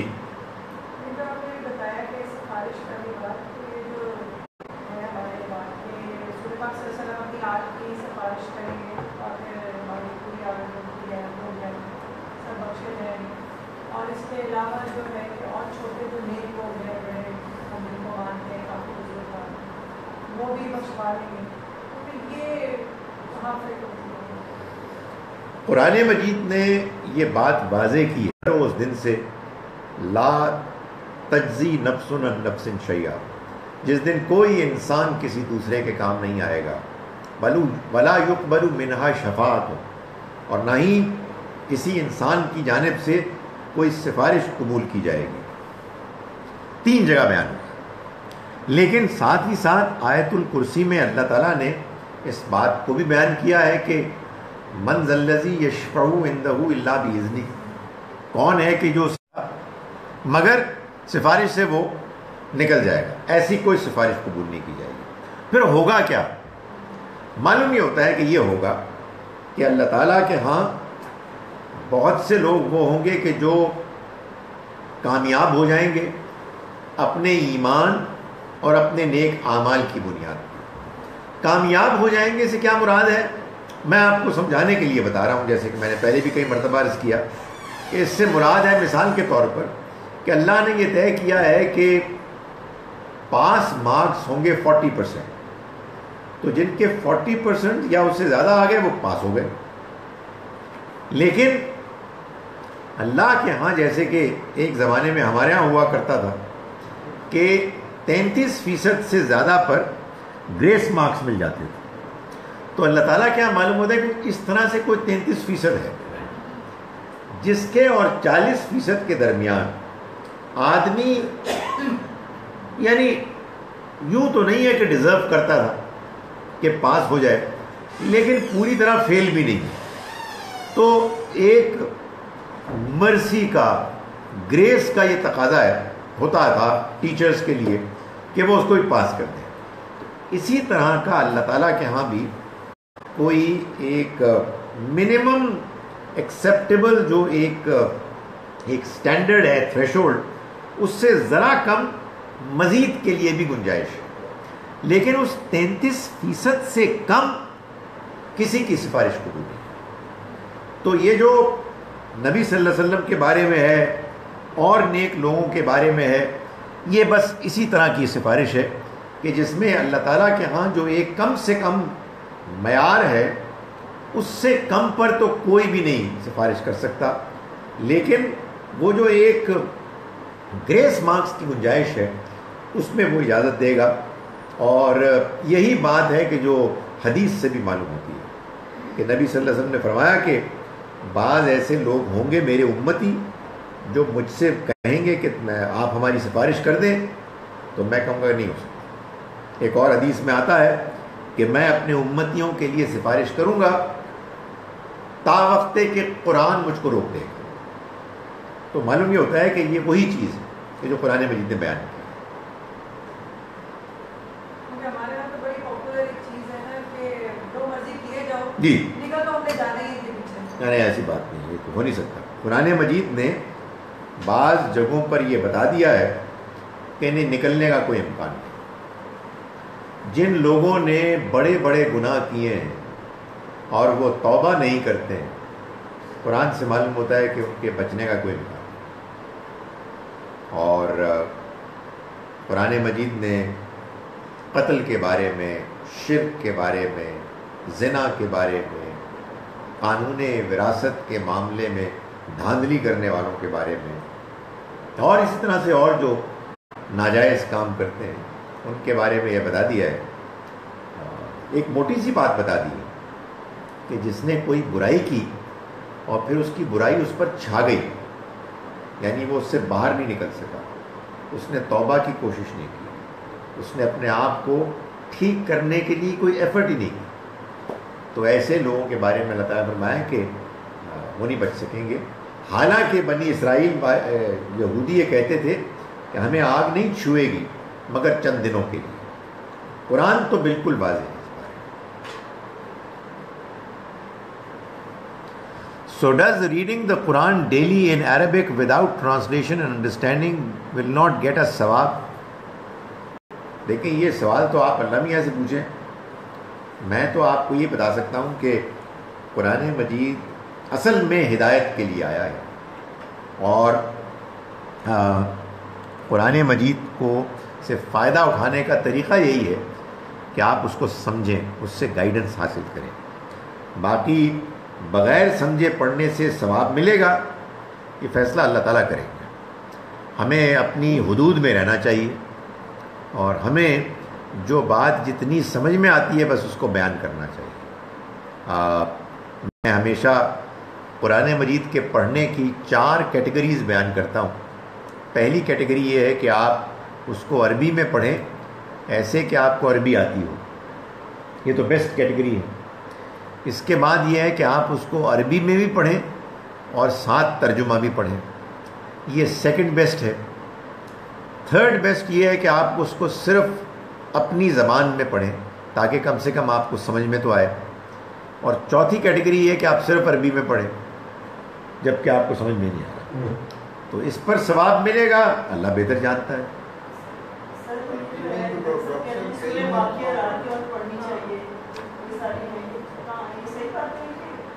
دیکھیں بات یہ ہے کہ حضور کا نام تو ہر حدیث میں آتا ہے، لیکن اس کے باوجود امام بخاری نے ہزاروں حدیثوں کو ریجیکٹ کر کے چند 6-7 ہزار حدیثوں کو قبول کیا. اسی طرح سے اور محدثین نے بھی. ان محدثین کے بھی انتخاب میں آپس میں اختلاف ہے. وجہ کیا ہے؟ وجہ یہ ہے کہ نبی اکرم صلی اللہ علیہ وسلم کا نام پیش کر دینا کافی نہیں ہے، اس کے ساتھ آپ کو ثبوت بھی پیش کرنے کی ضرورت ہے. یہ بات صحیح ہے. اور ثبوت جو ہیں وہ 2 ہوتے ہیں. ایک روایت کا ثبوت، یعنی آپ یہ بتائیں کہ جو اس کو بیان کرنے والے نیریٹرز راوی تھے وہ سارے ٹھیک تھے. یہ کام آپ کہہ سکتے ہیں کہ امام بخاری امام مسلم نے کر لیا. لیکن ایک دوسری چیز بھی ہے اور وہ ہے درایت، کہ کیا بات صحیح بھی لگتی ہے کہ نہیں، دین کے مطابق بھی لگتی ہے کہ نہیں. اس میں بھی ظاہر بحث ہو سکتی ہے. اس وجہ سے سورہ واقعہ آپ رات کو سونے سے پہلے پڑھیں تو سمجھ کے پڑھیں. کوئی بھی سورہ آپ پڑھ سکتے ہیں. سچی بات یہ ہے کہ سورہ واقعہ ایک بڑی غیر معمولی سورہ ہے، اس میں کوئی شک ہی نہیں. لیکن یہ بات تو تب سمجھ میں آئے گی کہ جب آپ سمجھ کے پڑھیں گے. اور ایک اور چیز یہ ہے کہ مجھے بعض اوقات یہ محسوس ہوتا ہے کہ قرآن مجید کی آیات، قرآن مجید میں بہت سے مقامات ایسے ہیں جن کو کہ بعض لوگ تجویز کرتے ہیں بعض پرابلمز کو حل کرنے کے لیے. آپ کے گھر میں کوئی مشکل ہے، آپ پر کوئی جادو ہوا ہے، آپ کو کوئی پریشانی ہے، تو یہ لوگ سجیسٹ کرتے ہیں. کیوں کرتے ہیں؟ ان کے تجربات ہیں. جیسے اب ہے مشہور بات اب ہوگی آج کل کہ اگر آپ کو بیماری ہے، خاص طور پر اللہ معاف کرے کینسر ہے، تو سورہ رحمان پڑھیں. اب یہ نہ اللہ نے فرمایا نہ اللہ کے رسول نے فرمایا، بھائی لوگوں کا تجربہ ہے، تو یہ دین نہیں ہے. میں کیسے بتاؤں جی؟ یہ تو آپ لوگوں کے تجربات سے دیکھیں. یعنی بات یہ ہے کہ بعض لوگ جو ہیں ان کو ہو سکتا ہے فائدہ ہوا ہو، اینڈ آئی ایم شیور بعض کو نہیں ہوا. میں آج کل ایک مجھے کلپ ملا ہے جو بار بار ایک میری رشتہ دار خاتون مجھے کہہ رہی ہیں کہ تم اس کو مشہور کرو. حالانکہ یہ پہلے بھی کئی مرتبہ آیا ہے کہ ایک صاحب ہیں کہ جو مفت کینسر کا علاج کرتے ہیں اور شرطیہ علاج کرتے ہیں. معلوم نہیں کہیں رسالپور میں ہے، کہاں ہے، ان کا فون نمبر بھی موجود ہے. مثال دی انہوں نے ایک واقعے کی کہ شوکت خانم ہسپتال میں ایک مریض کے لا علاج ہونے کا ڈاکٹرز نے بتا دیا، فیصلہ کر دیا، اور وہ صحت یاب ہو گئے. تو ڈاکٹرز پریشان ہو گئے یہ سن کر. تو ایسے لوگ ہیں، کیا کرتے ہیں وہ ہم نہیں جانتے. اللہ نے ظاہر ہے کہ جہاں دنیا میں مسائل ہونے کی اجازت دی ہے کہ وہ ہو جائیں، وہاں ان کا حل بھی پیش کیا ہے.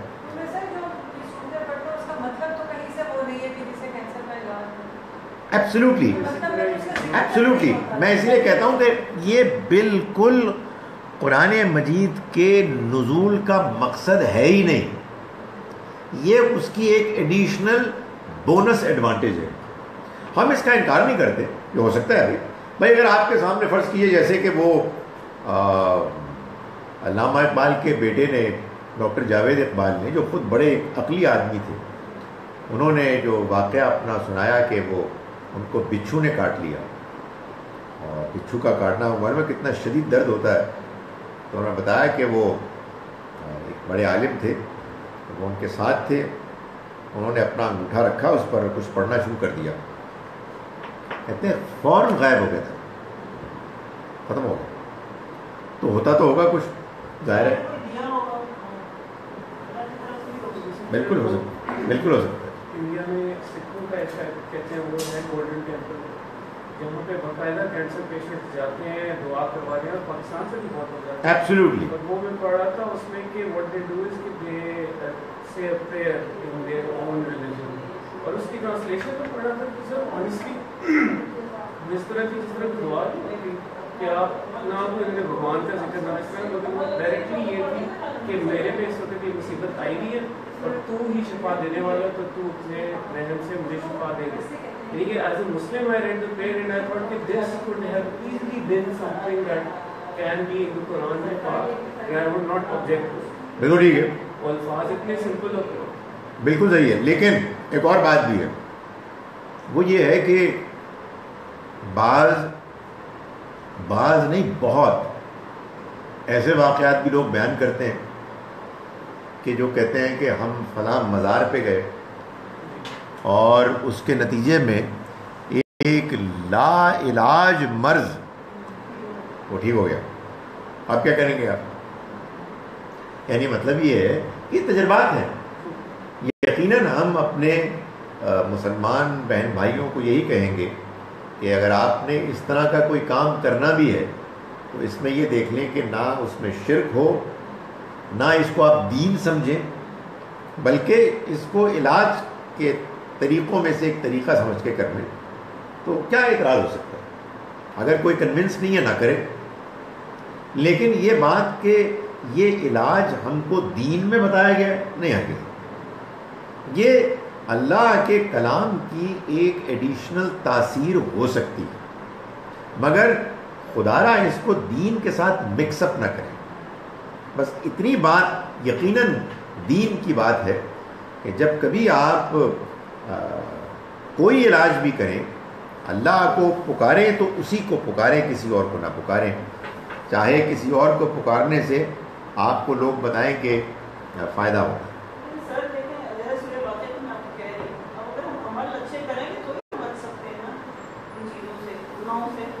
نہیں، اگر تو بات یہ بیان کی گئی ہے کہ سورہ واقعہ کو رات کو اگر آپ ایک مرتبہ یا چند مرتبہ پڑھ لیں گے تو آپ کے گناہوں کی بخشش ہو جائے گی. تو آپ قبر کے عذاب سے، تو آپ نے مجھے نروس کر دیا. اس کی وجہ یہ ہے کہ قبر کے عذاب سے تو ہو سکتا ہے بچ جائیں، اس لیے کہ قبر کا عذاب تو ہوگا ہی تھوڑے لوگوں کو. تو یہ ہو سکتا ہے کہ اس کا مطلب یہ ہو کہ اللہ تعالیٰ کہے کہ یہ بندہ جو تھا یہ سورہ واقعہ سنتا تھا تو اب یہ اتنا برا نہیں ہے کہ ان کو قبر سے اس کو رگڑا شروع کر دیں. تو یہ ہو سکتا ہے. لیکن اصل تو بچنے کی چیز آخرت ہے بھائی، قیامت کے بعد ہے. تو سورہ واقعہ سن کے آپ قبر سے تو بچ گئے، میرا خیال ہے بچ جائیں گے قبر سے انشاءاللہ. اس کی وجہ یہ ہے کہ وہاں تو عذاب ہوگا ان کو جو کٹر قسم کے مجرم کافر ہوں گے. باقی عام لوگوں کے معاملے میں تو معلوم ہوتا ہے کہ ایک ویٹنگ لاؤنج ہے یہ قبر، یعنی عالم برزخ، جس میں انتظار ہوگا. یہ ہے. Once I got dengue fever and got cured by reciting ayat 16 and 17 of Surah Al-An'am. Al-An'am نہیں سمجھ میں آیا، یا انعام ہے، Al-An'am، اوکے Al-An'am، یا آل عمران ہے انعام 16 اور 17 کہاں ہے بھائی؟ دیکھیں کیا لکھا ہے اس میں. دکھایا جی 16-17 میں کیا لکھا ہے آپ کی؟ اس میں کہیں کوئی مچھروں کا ذکر تو نہیں ہے؟ اللہ اکبر اللہ اکبر. دیں گے وہ قرآن مجید دیں گے 16-17 کو؟ دیں ادھر سے دیں گے, ادھر سے دیں گے. یہ تو آپ نے بہت دلچسپ بات بتائی. ڈینگی لیا میں دیتا ہوں. میں آپ کو صرف یہ بتا سکتا ہوں گڈنس میں قرآن مجید پورا ہونا چاہیے. میں آپ کو اتنا بتا سکتا ہوں کہ اس کا تعلق ڈینگی سے ہے کہ نہیں. باقی آپ نے مہربانی کی کہ آپ نے بتا دیا ڈینگی ٹھیک ہو گئے. آپ کا اپنا تجربہ ہے. I got dengue, my goodness. سورہ انعام تو آپ نے چونکہ احتجاج نہیں کیا تو سورہ انعام ہی ہے. اب یہ دیکھیں کہ اس کی آیت نمبر 16 کیا ہے. آیت نمبر 16 کہتی ہے من یصرف عنہ یومئذ فقد رحمہ, جو ہٹا دیا گیا اس دن اس سے, یعنی اس کی پکڑ سے, تو اس پر اس نے رحم کیا. وذالک الفوز المبین, اور یہ کھلی کامیابی. وَإِن يَمْسَسْكَ اللَّهُ بِضُرٍّ, اور اگر اللہ تمہیں کسی تکلیف میں پکڑے, فَلَا كَاشِفَ لَهُ إِلَّا هُ, تو اس کا کوئی دور کرنے والا نہیں ہو سکتا سوائے اس کے. وَإِن يَمْسَسْكَ بِخَيْرٍ, اور اگر وہ تمہیں کوئی بھلائی پہنچائے, فَهُوَ عَلَى كُلِّ شَيْءٍ قَدِيرٌ, تو ہر چیز پر قدرت رکھنے والا. بڑی ریلیونٹ ہے بھائی, یہ تو بالکل ٹھیک ہے. اس سے ڈینگی کیا ہر چیز کا علاج ہو سکتا ہے اللہ بھی چاہے تو. ہر چیز ہے نا, وہ تکلیف وہ ہٹانا چاہے تو یہ کوئی ڈینگی اسپیسیفک نہیں ہے جی. آیت نمبر 17 ہے, 16 نہیں 17. تو ماشاءاللہ یہ اللہ تعالیٰ نے آپ کو ڈینگی سے بچا لیا الحمدللہ. اور آیت میں جو کچھ بیان ہوئی ہے بات تو بالکل صحیح ہے. اللہ ہی ہے کہ جو تکلیف دور کرنے والا. سر یہ قربانی جو ہے یہ کوئی فرض تو نہیں ہے؟ نہیں, قربانی فرض نہیں. یہ میں اپنی بیوی کو سمجھانا چاہ رہا تھا, جو میں سوال میں پوچھ رہا تھا. بہت اعلیٰ عبادت ہے, بہت کار ثواب ہے, اجر کا باعث ہے, ہم سب کو کرنی چاہیے, لیکن لازم نہیں. میں تو یوں سمجھتا ہوں کہ یہ جو قربانی ہے نا نفلی عبادت ہے, اور ہم نے پہلی ذوالحج سے بال اور ناخن کاٹنے بند کر دیے ہیں. میں کل ایک بھیجوں گا اپنی ایک کلپ پرانی جو میں نے پہلے تیار کر لی تھی. اس میں نے اپنے انڈرسٹینڈنگ میں اس بے بسی کا اظہار کیا ہے کہ یہ اسپرٹ کیسے پیدا ہو. اول تو یہ کہ قربانی کی اسپرٹ ہے کیا, اور یہ پیدا کیسے ہو. تو مجھے کل ہی اس بات کا خیال آیا, شاید آج, کہ probably apart from other things اللہ تعالیٰ نے اس بات کا اہتمام کیا ہے کہ ہم پہلی ذوالحج سے لے کے قربانی کے دن تک یہ جو ایک ہے نا درویشی کا ایک طریقہ کہ ہم نے بال نہیں کاٹنے, ہم نے ناخن نہیں کاٹنے, ہم اس دوران میں سوچیں. بیکاز یو سی یہ چھوٹی چھوٹی چیزیں آپ کو ریمائنڈ کراتی ہیں, تو یار یہ بڑھ گئے, یار یہ کیا ہو رہا ہے, اریٹیشن ہو رہی ہے.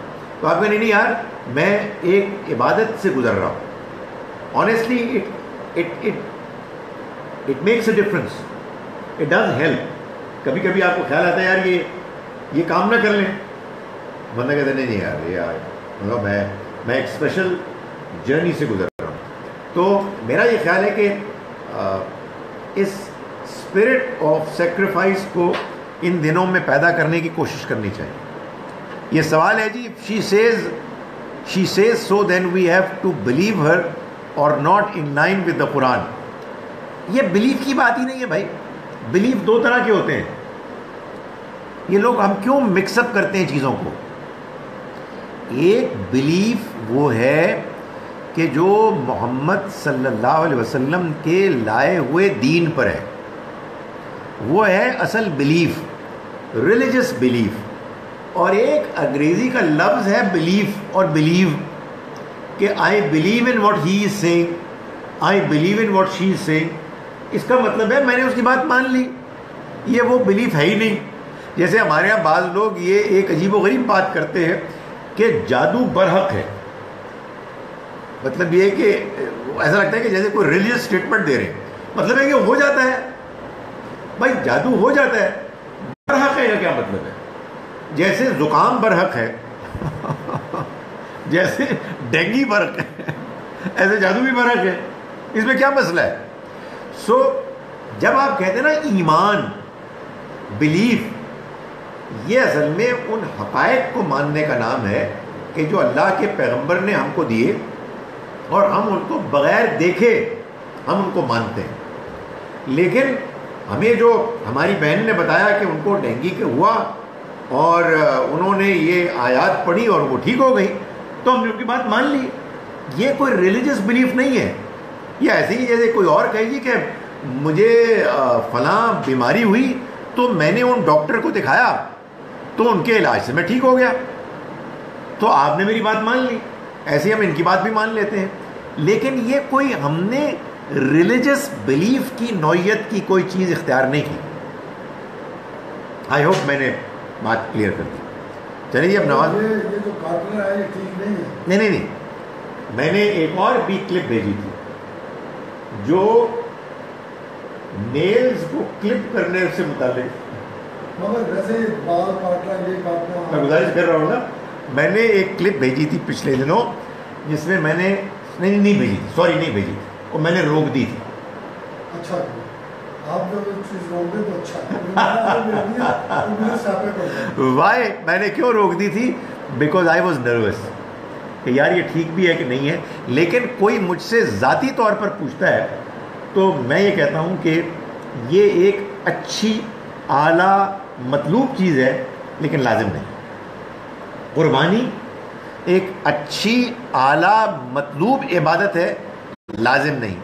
اور آپ قربانی کر رہے ہیں تو قربانی کرنے کے نتیجے میں آپ پہلی ذوالحج سے لے کے قربانی کے دن تک اپنے ناخن اور بال نہ کاٹیں, بہت اچھی چیز ہے, لازم نہیں. کاٹ لیں تو برا نہیں. ہاں مطلب آپ ایک ایسے محسوس ہوتا ہے جیسے قربانی نہیں آپ کر سکتے. نہیں ایسا نہیں, یعنی ایک اجر سے محروم ہوں گے. کلپ از سرکولیٹنگ, کہ میں اس لیے پڑھ رہا ہوں کہ ابھی ٹائم ہے, 5 منٹ ہے. پہلا سوال یہ کہ لوگ آئے کیوں نہیں, اور دوسرا سوال ہے جو آئے تھے وہ بھی کیوں چلے گئے. A clip is circulating which says that fasting on the day of Arafah, Allah will forgive 2 years of our sins. Your comments please. دیکھیں پہلا کمنٹ یہ ہے کہ یوم عرفہ پر روزہ رکھنا چاہیے. آئیے ہم ارادہ کرتے ہیں. دوسرا کمنٹ یہ ہو سکتا ہے میں یہ آپ کو ایک کلپ بھیج کے اس میں تنگ بھی کروں کہ میرے نزدیک یوم العرفہ سے مراد پاکستان والا یوم العرفہ نہیں ہے بلکہ سعودی عرب والا ہے.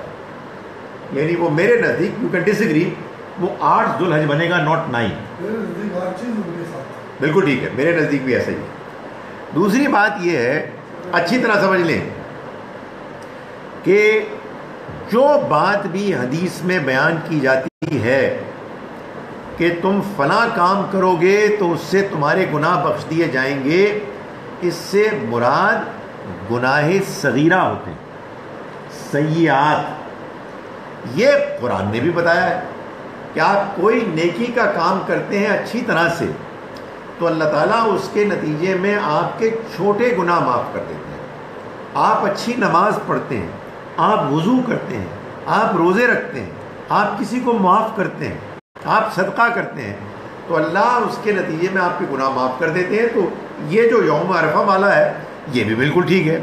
لیکن یہ جان لیں کہ بڑے گناہ معاف نہیں ہوتے, کسی طرح بھی نہیں ہوتے جب تک کہ آپ توبہ نہ کریں. اور توبہ سے مراد ہے اپنے اندر حقیقی جینون شرمندگی محسوس کرنا, اللہ کے آگے اپنی اس شرمندگی کا اظہار کرنا اور آئندہ نہ کرنے کا عزم کرنا. اور اگر یہ زیادتی کسی بندے سے ہوئی کے خلاف ہوئی ہے تو اس کی اس تکلیف یا اس کے اس لاس، اس نقصان کی تلافی کرنا، یہ بھی اس میں شامل ہے۔ تو بڑے گناہوں کی معافی تو حج سے بھی نہیں ہوتی، سوائے اس کے کہ آپ حج میں توبہ کریں، روزے سے بھی نہیں ہوتی سوائے اس کے کہ روزے میں توبہ کریں، کسی چیز سے نہیں ہوتی۔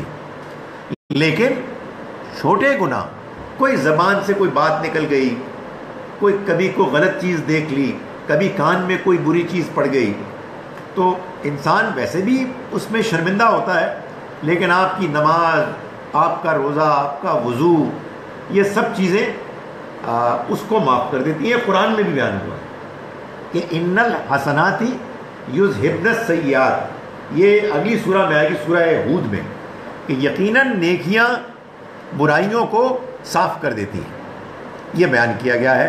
لیکن سیئات کبائر ما تنہون عنہ نہیں ہے۔ سورہ نساء میں یہ بات بیان کی گئی ہے، کیونکہ میں نے یہ بات طے کی ہوئی تھی کہ میں نے ٹائم پورا کرنا ہے، میں نے ٹائم پورا کرنا ہے، اگرچہ کہ گھر والے اس پہ ناراضی کیوں نہ ہو، تو اب میرا ٹائم پورا ہو رہا ہے، تو میں اب آخری بات یہ کہہ رہا ہوں، سورہ نساء میں یہ بات بیان کی گئی ہے کہ ان تجتنبوا کبائر ما تنہون عنہ، اگر تم اجتناب کرو گے ان بڑے بڑے گناہوں سے جن سے تم کو روکا گیا ہے، نکفر عنکم سیئاتکم، تو ہم تمہارے چھوٹے گناہ دھو دیں گے۔ اور اگر کوئی بڑا گناہ کسی سے سرزد ہو جاتا ہے جی جی، اور وہ بہت اس پہ توبہ استغفار کر کے ختم کرتا ہے، اس میں بھی صبر لگ دیتے ہیں جب تک وہ دوبارہ نہ ہو، تو کیا توبہ کے بعد چانس ہے کہ وہ معاف ہو جائے؟ ہاں ہے، اللہ نے بھائی سب سے بڑے گناہ 3 اللہ تعالیٰ نے گنوائے ہیں، شرک، قتل، زنا، سورہ فرقان میں، اور اس کے بعد فرمایا اس کے نتیجے میں یہ 3 گناہ نہیں، اس کے علاوہ وہ بھی تو گناہ کبیرہ میں ہے، جو بھی ہیں، جیسے ڈرنک کرنا، جو بھی ہیں وہ آپ کو توبہ کرنی ہے، توبہ کرنی۔ توبہ بندہ کرتا تو چانسز ہیں نا انشاءاللہ۔ نہیں، میں کہہ رہا ہوں، میں یہی تو گزارش کروں کہ بڑے ترین گناہوں میں اللہ تعالیٰ نے وعدہ کر دیا ہے، تو ان سے کمتر میں تو یقیناً وعدہ ہے۔ چلیں، اقول قولی ھذا واستغفر اللہ۔